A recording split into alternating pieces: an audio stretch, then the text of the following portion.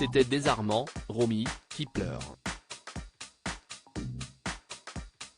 Si est avec émotion que son amie la journaliste Alice Schwarzer se confie longuement sur l'actrice mythique dans un documentaire intitulé Conversation avec Romy Schneider, et rediffusé sur Arte ce dimanche 12 juin à 20h05.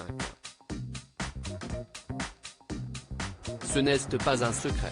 Au fil de sa vie, Romy Schneider a connu une multitude d'épreuves plus douloureuses les unes que les autres, de sa séparation avec Alain Delon à la mort tragique de son fils de 14 ans en passant par le suicide de son premier mari.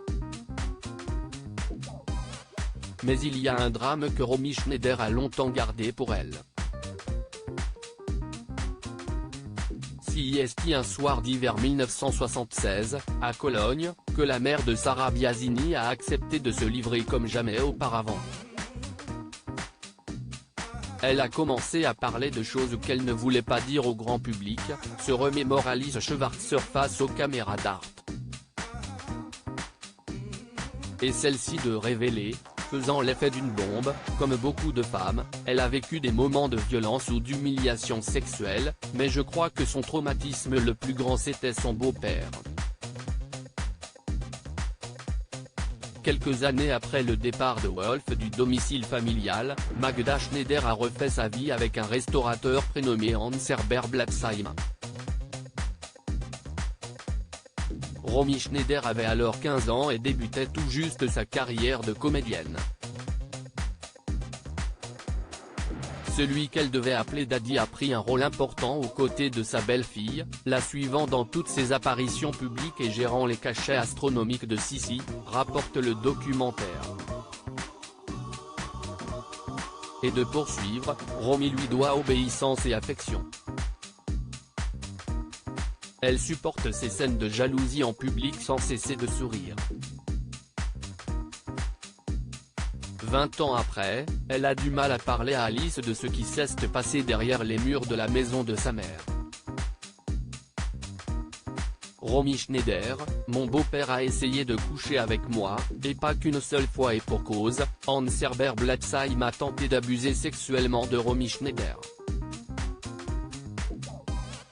Il a essayé de coucher avec moi, et pas qu'une seule fois, a révélé l'intéressé à son amie, tandis que celle-ci confie, elle a dit ça avec une voix violente et fraîchement blessée, comme si ça s'était passé hier.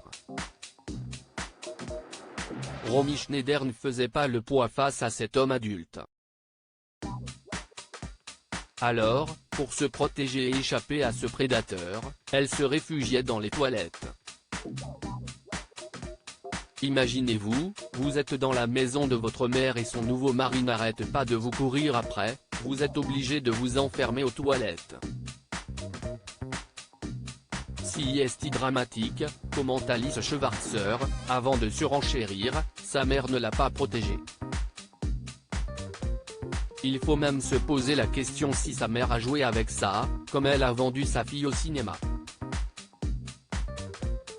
De cette nuit de confession désarmante, Alice Schwarzer se souvient de la tendresse et de la compassion qu'elle a ressentie pour Romy Schneider. C'était très touchant. C'était si profond et elle était si seule, d'une solitude monstrueuse. En 1976, on ne parlait pas encore de la violence sexuelle. Pour comprendre son désarroi et son hypersensibilité, il faut savoir ça aussi, estime-t-elle. 40 ans après la mort de Romy Schneider, c'est encore sous un nouveau jour que les Français peuvent la découvrir, le cœur brisé.